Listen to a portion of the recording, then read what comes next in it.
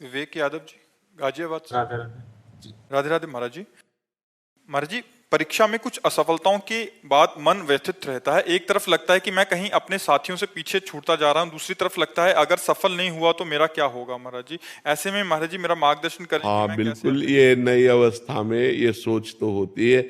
अगर बच्चा हम एकाग्रता पूर्वक अपने पाठ को, तो हमें लगता है कि फेल कैसे हम हो गए। आपके ग्रंथ इतने बड़े बड़े नहीं, हमारे ग्रंथ इतने मोटे मोटे हैं। स्वाध्याय हर चीज का 10 साल पहले पढ़ा होगा, अगर वो बात पूछोगे तो अभी 10 मिनट में पूरी उसकी व्याख्या करके बता देंगे। अगर आप प्रयासरत हो, प्रयत्नरत हो, तो अपने विषय में असफल कैसे हो जाते हो। या तो आप ब्रह्मचर्यहीन हो रहे हो, इधर उधर प्रपंच कर रहे हो, अपनी पढ़ाई से विमुख आचरण कर रहे हो, मनोरंजन कर रहे हो।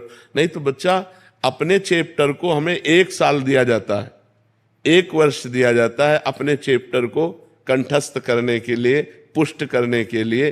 कितनी पढ़ाई होगी। बिल्कुल, मतलब जिस विषय में लगो उस विषय में एकदम। तो हम कह रहे हैं तुम्हारा जो चैप्टर है हम उसे कंठस्थ कर सकते हैं। तो हम इतने कमजोर क्यों हैं कि हम फेल हो जाते हैं। अगर ये हो कि भाई टीचर कोई पक्षपात करता है तो बात अलग है, नहीं तो हम फेल क्यों हो जाते हैं। कहीं ना कहीं हम गलत हैं। हम अपनी गलती को सुधारें। और असफलता मिलना सफलता का एक प्रतीक है कि हमें और जोश आना चाहिए। आप जीवन में कभी असफल नहीं होंगे।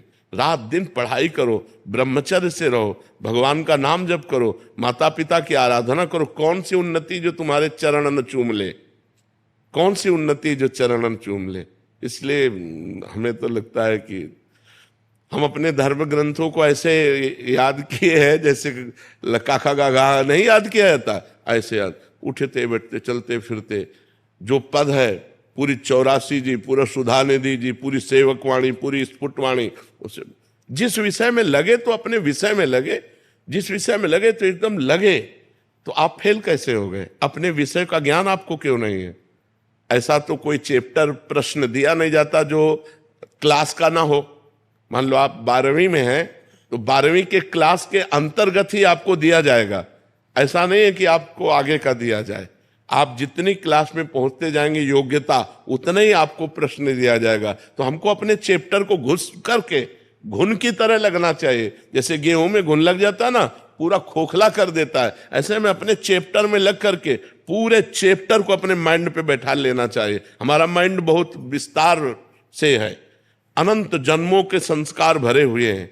छोटी सी चिप में मन की अनंत जन्मों के, तो ये सब पूरा आपको भर लेना चाहिए। कहीं ना कहीं आप प्रमाद कर रहे हैं, कहीं ना कहीं आप त्रुटि कर रहे हैं, उसको संभालिए। नहीं तो ये निराशा ऐसी बढ़ जाएगी कि जीना मुश्किल हो जाएगा। बच्चे, अभी बच्चे हैं ना, अब जैसे देखा कि जैसे इन्होंने कहा हमारे दोस्त सफल हो रहे हैं, तो दोस्तों के सामने नीचा, घर परिवार में जाने पर कि यार हमने यार इतने रुपए लगाए और तुम फेल हो गए, यार ठीक नहीं है। अब वो अंदर से इतना घुट जाता है कि उसे एक रास्ता दिखाई देता है। ऐसे कोटा में बहुत से बच्चे जो करते हैं, उसका कारण है कि उनको एक रास्ता नजर आता है कि अब मित्रों में कैसे जाऊं और घर के परिवार वालों को कैसे मुंह दिखाऊं। हर जगह ये आता है कि फेल फेल फेल, तो इससे अच्छा है कि हम कर लेते। कोई रास्ता थोड़ी है। आप भूत प्रेत बनोगे, फिर नाना प्रकार के और दुख भोगोगे। हमें चाहिए कि हम अपनी गलतियों का सुधार करें। मोबाइल में रील देखने में समय बर्बाद ना करें, गेम देखने में बर्बाद ना करें, गर्लफ्रेंड बॉयफ्रेंड वाली झंझट में ना पड़े, इस प्रपंच में ना फंसे। अगर आप सही से चलो और ब्रह्मचर्य धारण करो तो ब्रह्मचर्य में इतनी सामर्थ्य है कि सब कुछ याद हो सकता है। बच्चा सब कुछ याद हो सकता है। तो आप निराश मत हो, संयम में चलो और आगे उन्नति को प्राप्त हो। ऐसा नहीं कि बराबर अवनति हार ही हाथ लगे।